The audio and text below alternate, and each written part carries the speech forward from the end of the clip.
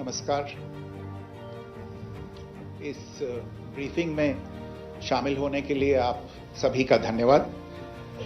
जैसा कि आप सभी जानते हैं, 22 अप्रैल 2025 को लश्कर-ए-तैयबा से संबंधित पाकिस्तानी और पाकिस्तान प्रशिक्षित आतंकवादियों ने भारत में जम्मू और कश्मीर के पहलगाम में भारतीय पर्यटकों पर बर्बरतापूर्ण हमला किया। 25 भारतीयों और एक नेपाली नागरिक को कायरतापूर्ण मौत के घाट उतार दिया गया। मुंबई के 26 नवंबर 2008 के हमलों के बाद यह भारत में हुई किसी आतंकवादी हमले में मारे गए आम नागरिकों की संख्या की दृष्टि से सबसे गंभीर घटना है। पहलगाम का हमला अत्यधिक बर्बरतापूर्ण था, जिसमें वहां मौजूद लोगों को करीब से और उनके परिवारों के सामने सिर पर गोली मारी गई। हत्या के इस तरीके से परिवार के सदस्यों को जानबूझकर आघात पहुंचाया गया।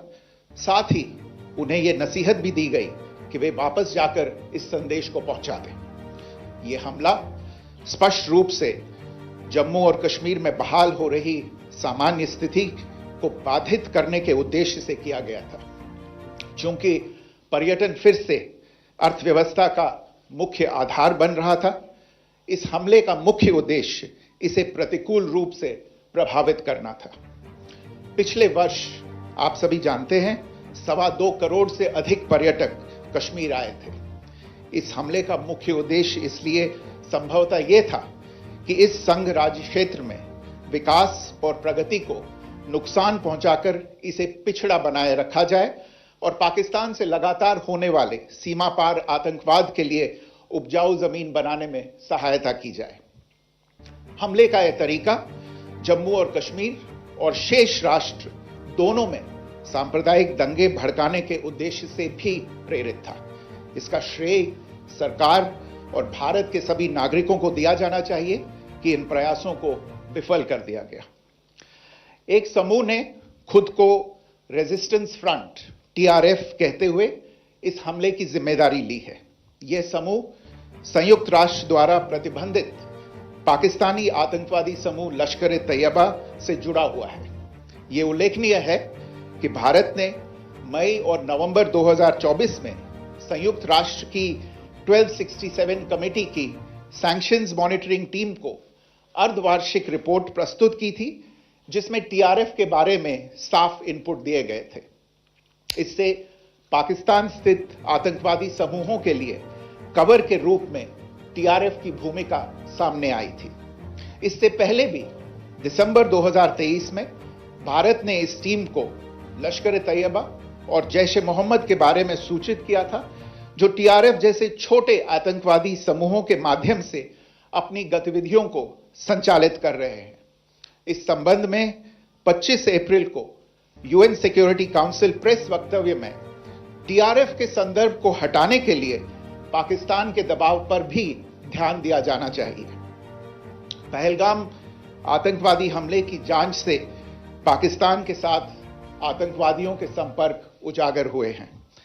रेजिस्टेंस फ्रंट द्वारा किए गए दावे और लश्कर-ए-तैयबा से ज्ञात सोशल मीडिया हैंडल द्वारा इसको रीपोस्ट किया जाना इसकी पुष्टि करता है।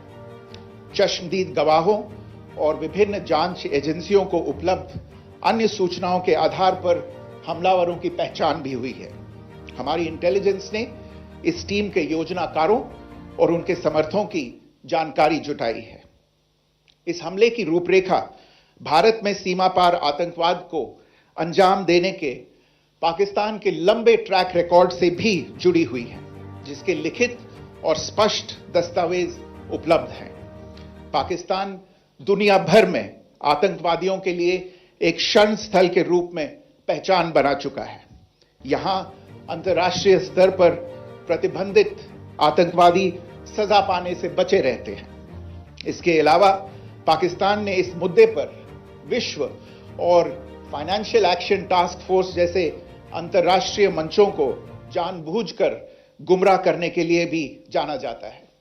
साजिद मीर का मामला, जिसमें इस आतंकवादी को पाकिस्तान ने मृत घोषित कर दिया था और फिर अंतर्राष्ट्रीय दबाव के परिणाम स्वरूप वो जीवित पाया गया, इसका सबसे स्पष्ट उदाहरण है। यह स्वाभाविक है कि पहलगाम में हुए इस हमले से जम्मू और कश्मीर के साथ साथ भारत के अन्य भागों में भी आक्रोश देखा गया। हमलों के बाद भारत सरकार ने स्वाभाविक रूप से पाकिस्तान के साथ संबंधों को लेकर कुछ कदम उठाए। आप सभी उन निर्णयों से अवगत हैं जिसकी घोषणा 23 अप्रैल को की गई थी। तथापि यह आवश्यक समझा गया कि 22 अप्रैल के हमले के अपराधियों और उनके योजनाकारों को न्याय के कटघरे में लाया जाए। हमलों के एक पखवाड़े के बाद भी पाकिस्तान द्वारा अपने क्षेत्र या अपने नियंत्रण वाले क्षेत्रों में आतंकवादियों की इंफ्रास्ट्रक्चर के विरुद्ध कार्रवाई करने के लिए कोई स्पष्ट कदम नहीं उठाया गया है। उल्टे वो इनकार करने और आरोप लगाने में ही लिप्त रहा है। पाकिस्तान आधारित आतंकवादी मॉड्यूल्स पर हमारी खुफिया निगरानी ने संकेत दिया है कि भारत के विरुद्ध आगे भी हमले हो सकते हैं। अतः इनको रोकना और इनसे निपटना दोनों को बेहद आवश्यक समझा गया। आज सुबह, जैसा कि आपको ज्ञात होगा, भारत ने इस तरह के सीमा पार हमलों का जवाब देने और उन्हें रोकने तथा उनका प्रतिरोध करने के अपने अधिकार का प्रयोग किया है। यह कार्यवाही नपीतुली, नॉन एस्केलेटरी, आनुपातिक और जिम्मेदारीपूर्ण है।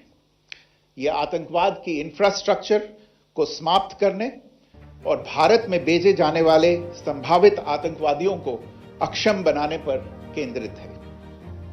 आपको यह भी स्मरण होगा कि 25 अप्रैल 2025 को संयुक्त राष्ट्र सुरक्षा परिषद ने पहलगाम आतंकवादी हमले पर एक प्रेस वक्तव्य जारी किया था, जिसमें आतंकवाद के इस निंदनीय कार्य के अपराधियों, आयोजकों, फाइनेंसरों और प्रायोजकों को जवाबदेह ठहराने और उन्हें न्याय के दायरे में लाने की आवश्यकता पर जोर दिया गया था।